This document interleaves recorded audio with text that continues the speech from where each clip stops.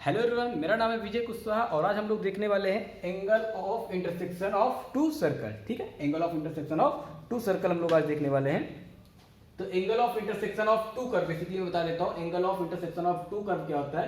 कोई से भी अगर हमारे पास दो कर्व दिया हो, उनके बीच में जहां पे इंटरसेक्ट कट कर रहा हो, जहां पे इंटरसेक्ट हो रहा हो, उस पॉइंट पे अगर हम लोग टेंजेंट ड्रॉ करें, उस पॉइंट पे अगर हम लोग टेंजेंट ड्रॉ करें दोनों कर्व के लिए, तो जो उनके टेंजेंट्स के बीच का एंगल होता है उसी को हम लोग बोलते हैं एंगल ऑफ इंटरसेक्शन। कोई सा भी कर्व हो, यहां हमारे पास दो सर्कल है, इनके बीच का हमको एंगल ऑफ इंटरसेक्शन निकालना था। इस पॉइंट पे ये लोग इंटरसेक्ट कर रहे थे, मैंने क्या किया, इन दोनों पे टेंजेंट निकाल लिया, दोनों सर्कल के लिए, इस सर्कल के लिए, इस सर्कल के लिए।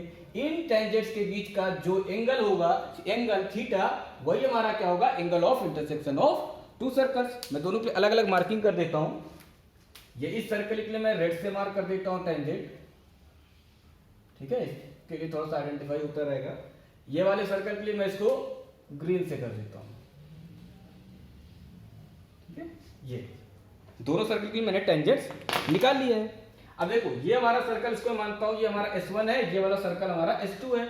ये हमारा जो सेंटर है इसको बोलता हूं C1, इसके सेंटर को बोल देता हूं C2, ठीक है। ये S1 है तो इसको C1, इसको C2। अब इससे, इसके सेंटर से अगर हम लोग लाइन ड्रॉ करेंगे, किस पे, जिस पॉइंट पे ये हम लोग टेंजेंट ड्रॉ किए हैं, तो क्या करेगा ये लाइन, इस पे 90 डिग्री बनाएगा, है ना। इसको मैं ग्रीन और रेड से मार्क कर देता हूं। इसका टेंजेंट हम लोग ड्रॉ किए थे, ग्रीन पे ड्रॉ किए थे, तो मैं इसको ग्रीन से कर देता हूं।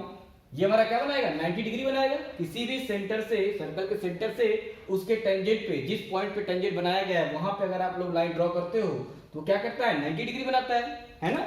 वैसे ही देखो, मैं इसके सेंटर से यहां पे कर देता हूं रेड वाले पे, तो ये भी 90 बनाएगा, रेड रेड के बीच का 90, ग्रीन ग्रीन के बीच का 90, है ना, ठीक है। अब मैं क्या कर रहा हूं, देखो इसको मिला दे रहा हूं, दोनों सेंटर को मिला रहा हूं। इन दोनों सर्कल के सेंटर को मैंने मिला दिया है। अच्छा, इन C1 और C2 के बीच का डिस्टेंस को हम लोग जनरली D से डिनोट करते हैं, मैंने D से डिनोट कर दिया है, ठीक है। अब देखो, एंगल ऑफ इंटरसेक्शन हमारा क्या था, टेंजेंट्स के बीच का एंगल, मतलब ये थीटा, यही ये भी हमारा वही एंगल होगा थीटा, ये भी हमारा टेंजेंट है दोनों, इसके बीच का एंगल थीटा। लेकिन देखो, जो हम लोग R1 R2 को ये मिलाए हैं, ये वाला, ये हमारा क्या होगा, यहां से अगर हम लोग यहाँ पे परपेंडिकुलर डिस्टेंस डालेंगे, ये हमारा R1 होगा क्या, है ना। अगर ये सेंटर C1 है तो हमारा R1 होगा, ये R1 होगा, और ये वाला क्या होगा, R2 होगा, ठीक है। अब देखो, यहां पर से जो हम लोगों ने यहाँ पे ड्रॉ किया, परपेंडिकुलर डिस्टेंस डालेंगे, हमारा R1 है। यहां से ये और ये एक ट्रायंगल बन रहा है क्या, ये वाला पोर्शन, ये भी एक ट्रायंगल बन रहा है ना।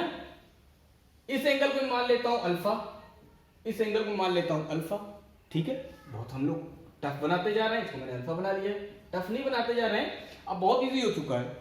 अब अगर मैंने इसको अल्फा मान लिया है, तो देखो यहाँ पे हमको R1 दिया है, इस साइड की लेंथ, इस ट्रायंगल के लिए बात कर रहा हूं, यहाँ पर R1 दिया है, ये R2 दिया है, ये T दिया हुआ है। अब हम लोग कोसाइन फॉर्मूला लगा के अल्फा की वैल्यू निकाल सकते हैं, कोसाइन फॉर्मूला लगा के अल्फा की वैल्यू निकाल सकते हैं। कैसे, कोसाइन फॉर्मूला देख लो पहले, इसको मैं रेज कर देता हूं, वही चीज लिखा हुआ है, ठीक है, जो मैंने बोला था। कोसाइन फॉर्मूला लगा के हम लोग अल्फा की वैल्यू निकाल सकते हैं, इसलिए मैंने वहां पे इसको इतना दिया था। देखो, कोसाइन, कोसाइन रूट क्या होता है, अगर हमारे पास कोई एक ट्रायंगल है, ठीक है, कोई हमारे पास एक ट्रायंगल है, अगर हमारे पास ये वाला C है, एंगल C है, तो इसको हम लोग C मार्क कर देते हैं। ये अगर हमारा A है, इसको हम लोग साइड A मार्क कर देते हैं। ये अगर हमारा B है, तो इसको हम लोग B मार्क कर देते हैं। तो इस ट्रायंगल में हमारा क्या रिलेशन बन के आता है, C² = A² + B² minus 2AB cos, यहां पे C था, cos C, ठीक है। अब इसको इधर ले आता हूं, C² को इधर ले जा रहा हूं, 2AB cos C = क्या हो जाएगा, A² + B² तो रहेगा ही रहेगा, अपना C² इधर आएगा, माइनस का बन जाएगा, ठीक है। इतना समझ आए। अब यहां से देखो, हम लोग cos C निकाल सकते हैं। cos C = क्या हो जाएगा, A² + B² - C² upon 2AB, ठीक है। ये लो cos C की वैल्यू निकाला है, ये हमारा कोसाइन रूट से निकला, ठीक है। वही चीज मैं देखो याद करना था, हम लोग अल्फा की वैल्यू भी निकाल सकते हैं क्या, R1 दिया है, R2 दिया हुआ है, यहाँ पे D दिया हुआ है, हम लोग निकाल सकते हैं। कुछ नहीं, यहाँ इसी को मैं मॉडिफाई कर रहा हूँ, अभी देखो ये आप लोग लिख लिए होंगे, इसी को मॉडिफाई कर रहा हूँ, इस ट्रायंगल को मैं यहाँ बना रहा हूँ। ये आपको अल्फा दिया था, यहाँ पर से देखो ये आपको अल्फा दिया है ना, ये वाला अल्फा दिया हुआ है, ये आपको डी दिया हुआ है, ये आपको क्या दिया हुआ है R2, ये आपको R1 दिया हुआ है, ठीक है। अब बताओ कोसाइन रूल से क्या हो जाएगा, कोसाइन रूल से क्या हो जाएगा हमारा cos c इक्वल टू मतलब cos alpha equal to a square plus b square minus c square. मैं डायरेक्ट लिख देता हूँ, इसको इरेज करता हूँ। अब इसके लिए हम लोग प्रूफ कर लेते हैं जो हमारा एग्जैक्टली है। क्या हो जाएगा यहाँ से cos alpha equal to, direct formula लग देता हूँ, cos अल्फा इक्वल टू क्या हो जाएगा R1 square plus R2 square minus d square upon 2R1 R2। ये लीजिए हमने कोसाइन फॉर्मूला से cos अल्फा की वैल्यू निकाल लिया, लेकिन cos अल्फा अल्फा थोड़ी हमारा एंगल ऑफ इंटरसेक्शन था। ये तो हमारा देखो यहां से यहां तक था, ये तो हमारा यहां से यहां तक था। हमारा एंगल ऑफ इंटरसेक्शन सिर्फ इतना है, थीटा है ना, थीटा है। तो हम लोग देखो कुछ और मॉडिफाई करके कोशिश करते हैं। देखो ये यहां से लेके ये ग्रीन वाला, ग्रीन पे 90 एंगल बना रहा था, क्यों? क्योंकि टेंजेंट हम लोगों ने लाइन ड्रॉ किया था, 90 एंगल है। यहां से लेके यहां तक का एंगल 90 है, यहां से लेके यहां तक एंगल 90 है, ये आपका थीटा है। ये बचा हुआ एंगल कितना बनेगा 90 माइनस थीटा हो जाएगा क्या? कैसे? यहां से यहां तक का एंगल 90 है, इतना एंगल थीटा है, ये वाला बचा हुआ क्या होगा 90 में से थीटा माइनस हो जाएगा। वैसे ही देखो ये रेड और ये वाला रेड, ये हमारा रेड ग्रीन ब्लू बन चुका है, लेकिन ये हमारा रेड था ना, ये रेड से रेड के बीच का एंगल 90 है, इतना आपका थीटा हो गया। बचा हुआ एंगल क्या बनेगा, ये बचा हुआ एंगल ये भी 90 माइनस थीटा, ये भी 90 माइनस थीटा जाएगा ना। चलो यहाँ से लोग देखो रिलेशन देख लेते हैं, थीटा और अल्फा के बीच में रिलेशन बता दो मुझे, यही बता दो क्या हो जाएगा। अल्फा पूरा था, अल्फा इज इक्वल टू पूरा था क्या होगा 90 माइनस थीटा, और उसके बाद plus alpha, sorry plus theta है ना, प्लस ये वाला 90 माइनस थीटा। यहां देखो अल्फा इज इक्वल टू क्या आने वाला है, ये थीटा से थीटा चले गए भाई साहब, 90 minus 90 plus 90 180 minus theta. Alpha की वैल्यू आया है 180 minus theta.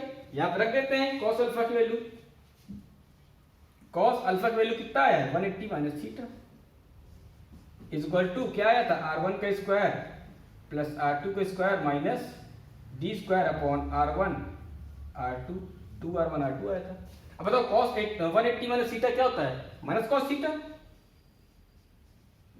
Minus cos theta is equal to R1 का स्क्वायर प्लस R2 का square minus d square upon 2R1 R2। अब बताओ cos थीटा इक्वल टू कितना आ जाएगा, minus cos theta equal to इतना था, तो आपका cos थीटा इक्वल टू क्या आने वाला है, cos theta equal to d square, ये भी माइनस हो जाएगा, ये भी माइनस, लेकिन ये प्लस बन जाएगा, तो d square minus R1 square minus R2 square upon 2R1 R2।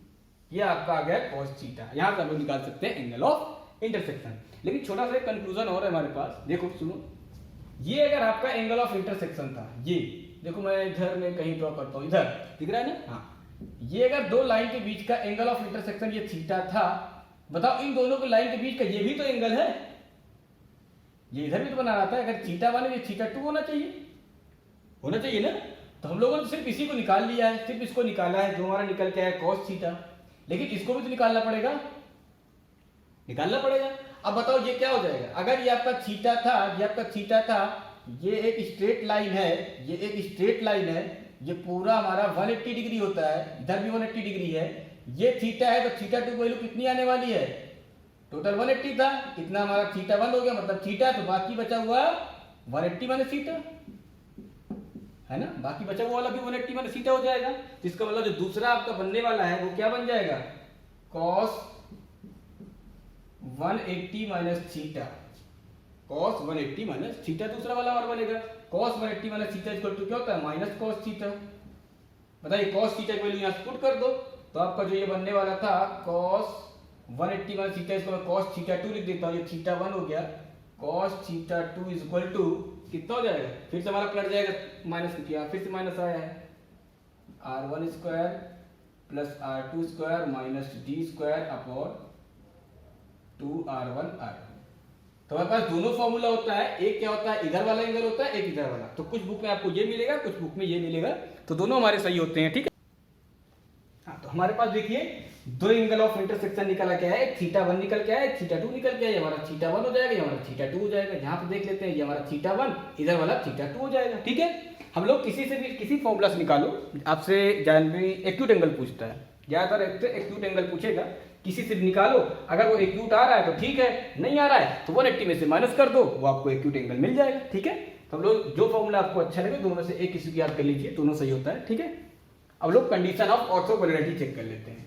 Condition of orthogonality क्या होता है? कंडीशन ऑफ ऑर्थोगोनैलिटी, हमारा जब थीटा 90 डिग्री बन जाएगा उसको हम लोग बोलेंगे कंडीशन ऑफ ऑर्थोगोनैलिटी, मतलब हमारा थीटा 90 डिग्री हो चुका है। तो उसके लिए हम लोग चेक कर लेते हैं ऑर्थोगोनैलिटी।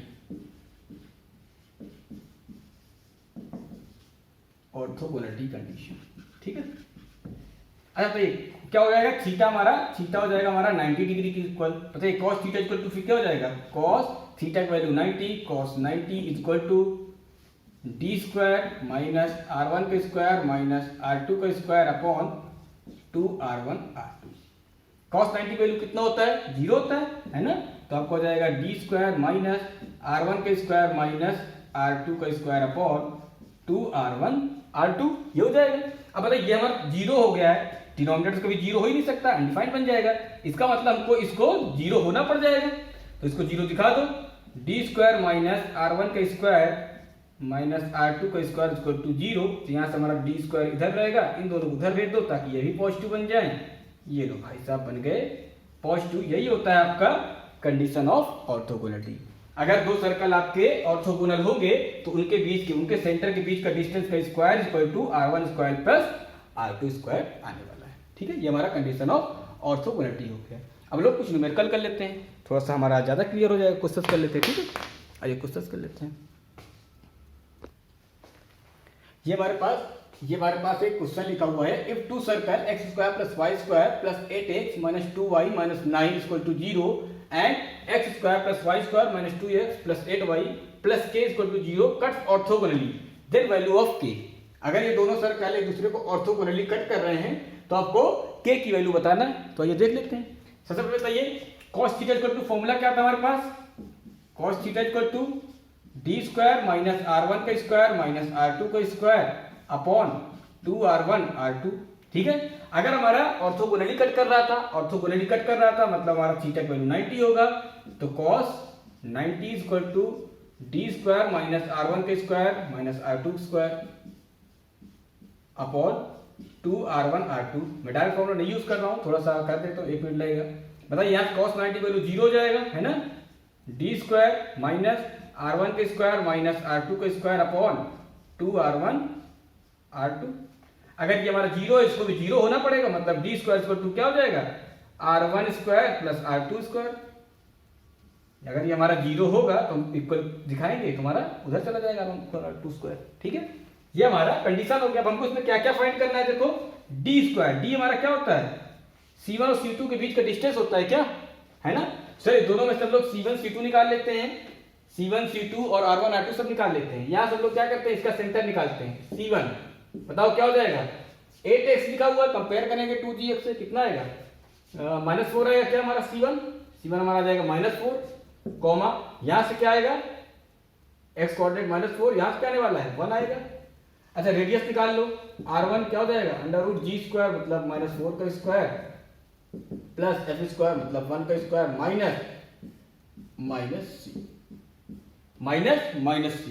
ठीक है, माइनस करके मैंने c की वैल्यू यहाँ पे -9 था, वो मैंने -9 लिख दिया। R1 की वैल्यू क्या आया? √4 4 जा 16 प्लस 1 एंड 9 हमारा इधर आ गया।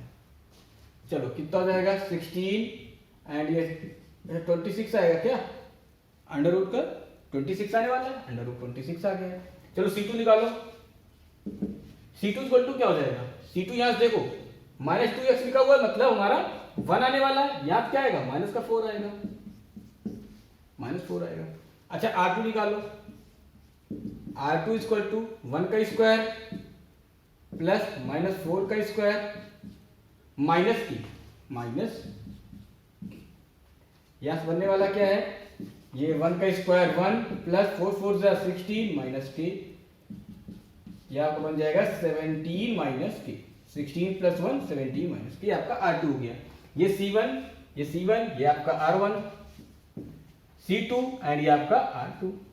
अब और क्या चाहिए हमको, डी चाहिए। डी क्या होता है, C1 C2 के बीच का डिस्टेंस, C1 C2 के बीच का डिस्टेंस ये हमारा डी हो जाता है। चलो डी निकाल लो, D equal to under root इन दोनों के बीच का डिस्टेंस निकालो, 1 माइनस -4, 1 माइनस 4 का whole square, x1 minus x2 का होल स्क्वायर, है ना, स्क्वायर में ऊपर लगाता हूं, दिख नहीं रहा, ये दिख गया, प्लस y1 माइनस y2 का होल स्क्वायर, -4 माइनस 1 का होल स्क्वायर। यहां से क्या बनने वाला है, अंडर रूट के अंदर 1 माइनस माइनस प्लस हो जाएगा क्या, 1 प्लस 4 का स्क्वायर प्लस -4 एंड -1 -5 का होल स्क्वायर। यहां से बन जाएगा 5 का स्क्वायर प्लस ये भी 5 का square equal to under root 50 आएगा। सॉल्व कर देता हूं, और अंडर रूट 5 5 जा 25 प्लस 5 5 जा 25 क्या हो जाएगा, अंडर रूट 50 आएगा क्या, हाँ अंडर रूट 50 आ गया। चलो ठीक है, अंडर रूट 50 आ गया है। अब आपके पास ये कंडीशन ऑफ ऑर्थोगोनैलिटी थी, हम लोग सब कुछ निकाल चुके हैं। इस कंडीशन ऑफ ऑर्थोगोनैलिटी पुट कर देते हैं, इसको मैं इरेज कर रहा हूँ, यही मैं पुट कर देता हूँ, ठीक है, इसको मैं इरेज कर रहा हूँ, इसी में पुट कर देता हूँ। कंडीशन ऑफ ऑर्थोगोनैलिटी में ऊपर लिख देता हूँ, यहाँ पर लिख देते हैं condition of orthogonality, condition of orthogonality क्या होता है, डी स्क्वायर इक्वल टू, याद रखना चाहिए, D square equal to R1 square plus RT square. D square क्या होगा, डी की वैल्यू थी अंडर रूट 50, तो डी स्क्वायर आपका क्या हो जाएगा 50। R1 स्क्वायर क्या था, अंडर रूट 26, तो आपका R1 का स्क्वायर क्या हो जाएगा 26, अंडर रूट हट जाएगा। R2 क्या था, अंडर रूट के अंदर 17 माइनस के, हट जाएगा अंडर रूट, ठीक है।